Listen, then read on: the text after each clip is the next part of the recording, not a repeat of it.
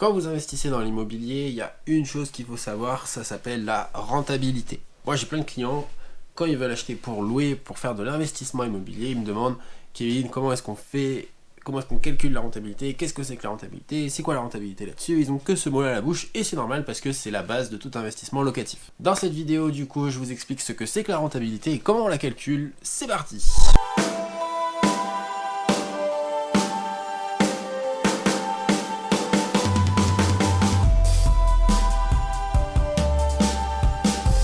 Et bonjour, j'espère que ça va bien, je m'appelle Kevin Garcia, je suis conseiller immobilier à Clermont-Ferrand et on se retrouve aujourd'hui pour une nouvelle vidéo des conseils immo. Aujourd'hui du coup dans les conseils immo on parle d'un sujet que vous m'avez demandé sur Instagram, à savoir la rentabilité. En parlant d'Instagram, je vous invite du coup à vous abonner si c'est pas déjà fait, sur Facebook, sur Instagram du coup, sur YouTube, il y a plein de choses à faire, plein de choses à voir, on parle d'immobilier, on suit un petit peu mes aventures, c'est toujours sympa, donc allez-y, abonnez-vous. Alors la rentabilité, qu'est-ce que c'est? L'investissement locatif c'est un placement et comme tout placement, il faut que ça vous rapporte de l'argent, le but c'est pas que vous en perdiez. L'idée du coup de la rentabilité c'est de prendre en compte ce que vous rapporte le logement d'un côté et ce qu'il vous coûte de l'autre. Le calcul du coup il est hyper important parce que c'est ça qui va déterminer sur l'annonce que vous avez vue si ce bien-là est cohérent et s'il est intéressant pour votre projet d'investissement. Je vais donc vous présenter 3 manières de calculer la rentabilité, plus une quatrième un peu bonus que j'aime bien utiliser aussi pour me faciliter la vie, c'est le but aussi.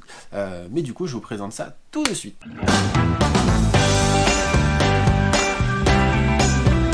La première de ces méthodes de calcul, c'est la rentabilité brute. Donc, pour illustrer, je vais prendre une annonce au hasard. Waouh! Il est super ce T2 là. Clermont-Ferrand en plus. Putain. Alors, on va prendre celui-là là, il est pas mal hein. Waouh! Alors, on a notre annonce.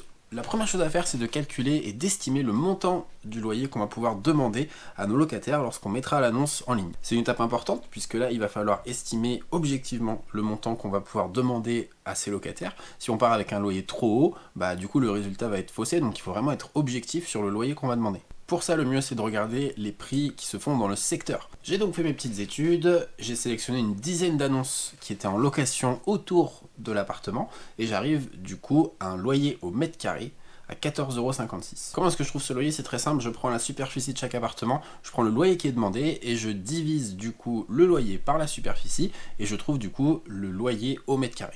C'est pas forcément la bonne méthode, c'est celle que moi j'utilise et qui me permet du coup d'être un peu objectif dans l'estimation de mon loyer. Ici du coup j'ai un appartement qui fait 41 mètres carrés que je vais multiplier par 14,56 €.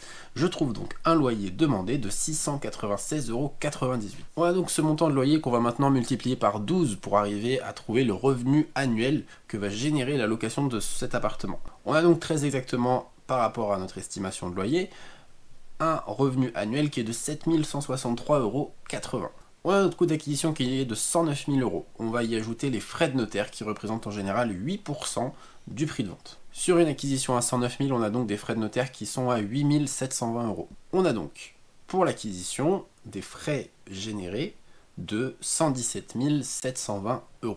Maintenant qu'on a ces deux infos, on va diviser le revenu annuel qui est de 7 163,80 € qu'on va diviser par 117 720 €. On trouve donc une rentabilité brute qui est ici de 6,09%. La rentabilité brute, du coup, c'est un premier indicateur qui permet d'avoir une idée du bien et de sa rentabilité, du coup, de son rendement. Pour autant, il ne faut pas s'arrêter uniquement à cet indicateur-là, il faut aller plus loin par le deuxième mode de calcul.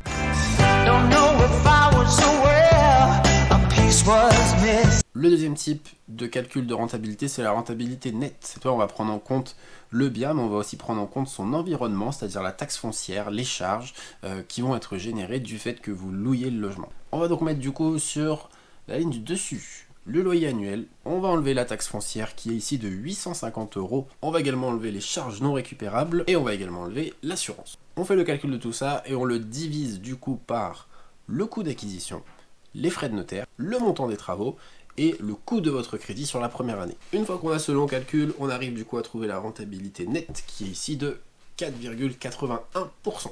Vous avez vu du coup la rentabilité baisse puisqu'on ajoute plus de charges forcément à notre investissement, mais le but c'est d'être le plus proche possible de la réalité et de ce que va nous coûter l'appartement, enfin le logement et l'investissement du coup. L'idée, c'est d'être vraiment précis dans ces infos-là. Il faut que les données que vous ayez soient fiables et que vous puissiez les utiliser pour déterminer la bonne rentabilité. On passe au troisième type de rentabilité.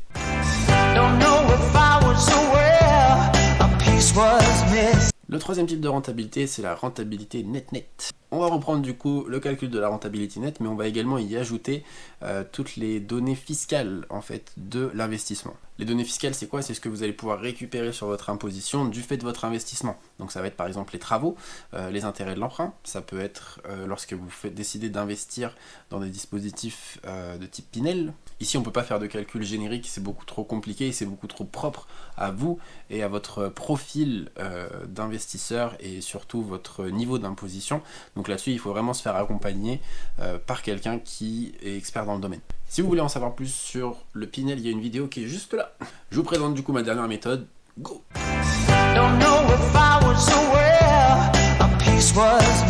Il peut arriver des fois que vous ayez des annonces qui ne soient pas complètes, où on n'a pas toutes les informations, mais pour autant on veut se faire une idée assez rapide de savoir si c'est un investissement qui est rentable ou non. Ce que j'utilise du coup, c'est cette méthode. Là-dessus, en fait, on va reprendre la méthode de calcul de la rentabilité brute, donc c'est-à-dire le loyer divisé par les frais de notaire plus le coût de l'acquisition.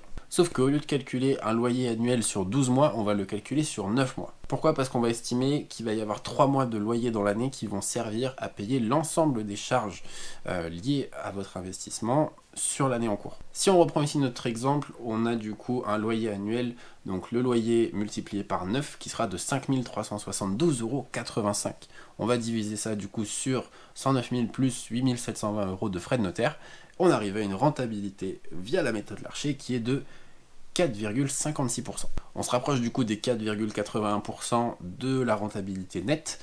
On est à peu près au même niveau. Le but, c'est surtout que vous puissiez voir tout de suite si oui ou non c'est intéressant de passer, de consacrer plus de temps sur cette année. Et voilà les amis, c'est la fin de cette vidéo. J'espère qu'elle vous aura plu. N'hésitez pas à me dire en commentaire si vous connaissiez ces méthodes de calcul. Bon, les premières, j'imagine quand même si vous avez déjà fait de l'investissement, mais surtout la méthode Larcher qui est quand même assez utile de temps en temps quand on n'a pas toutes les infos. Si vous êtes intéressé par du coup l'investissement locatif, n'hésitez pas à me le dire en commentaire, à mettre un j'aime ou un j'adore ou un waouh c'était génial, ou alors même à partager auprès de vos proches parce que voilà, peut-être que eux aussi ils veulent savoir. Je vous rappelle également que si vous avez un projet d'investissement, vous pouvez télécharger mon guide qui est du coup juste là.